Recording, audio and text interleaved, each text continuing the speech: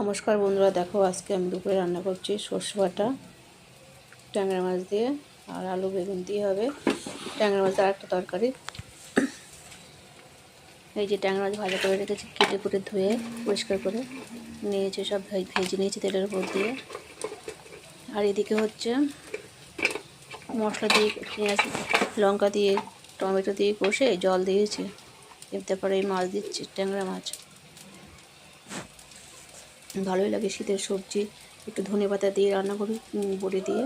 আর এখানে হচ্ছে আলু বেগুন ভেজে রেখেছি, আর ডিম ভাজা রয়েছে। সকালে একটা ডিম ভাজা রুটি দিয়ে খাওয়া হলো, আর একটু বেশি আছে সেটা দুপুরে নিয়ে নেবো। আর এই যে পেঁয়াজ লঙ্কা বড়ি টড়ি দিয়ে তেলের উপর দিয়ে বেশ কষে রেখেছি। এবার একটু কালো জিরে দিয়ে তারপরে ভেজে রাখা আলু বেগুনটা দিয়ে দেবো।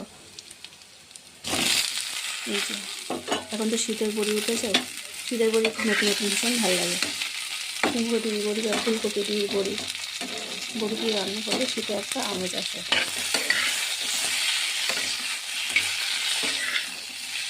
কষা চলছে, তো ভালোই লাগে। নিজের হাতে রান্না করে এই ভিডিও এডিটিং করি তোমাদের সাথে। তোমরা যদি টিপস হবে আরও বেশি বেশি করে দেবো, তোমাদের সাথে শেয়ার করবো ভিডিও।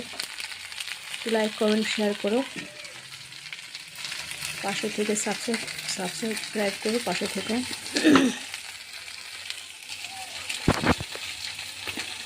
এবার মশলা দিয়ে দেবো, একটু লবণ দিলাম,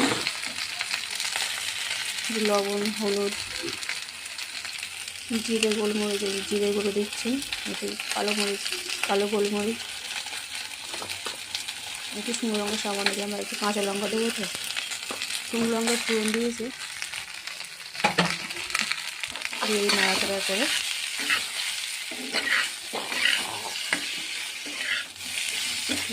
জল দিয়ে দেবো।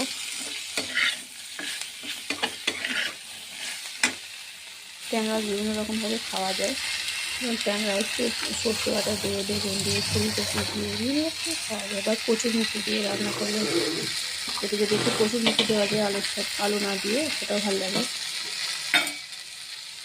তো তোমরা কে কী রান্না করছো আর কেমন লাগলো আমার এই ছোটো ভিডিওটা একটু লাইক কমেন্ট শেয়ার করো প্রত্যেকে। আবারও বললাম, তোমরা যদি পাশে থেকে উৎসাহ দাও তো আরও ভালো ভালো ভিডিও তোমাদের জন্য আনবো। এই যে সর্ষে বাটা দিচ্ছি। তো আমার ভিডিওটা কেমন লাগছে তোমাদের একটু লাইক কমেন্ট করে, তাহলে আমি বুঝি দুটো নিতে ভালো লাগছে।